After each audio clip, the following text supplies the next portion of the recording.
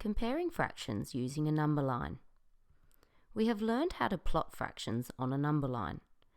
This is showing 1/5 because the line is divided into 5 equal parts and the first one is selected. Let's look at using number lines to compare unit fractions. Unit fractions have a numerator of 1. Here we have 1/6 and 1/8. Which one is larger? We can draw a number line between 0 and 1. To plot 1/6, we divide the line into 6 equal parts. We can label our points on the line, and 1/6 is the first point along the line. Now to label eighths, we divide the line into 8 equal parts. We label our points on the line, and 1/8 is the first point along the line.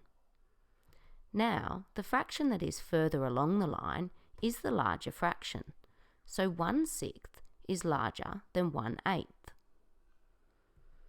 Here we have some unit fractions. We want to put them in ascending order, so from smallest to largest. Again, we draw our number line between 0 and 1. To plot 1/6, we divide the line into 6 equal parts.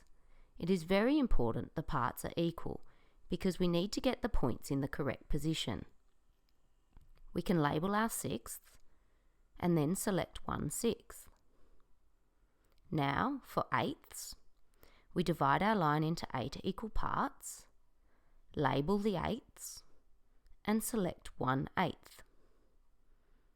For quarters, we divide our line into 4 equal parts, label our points, and select 1/4.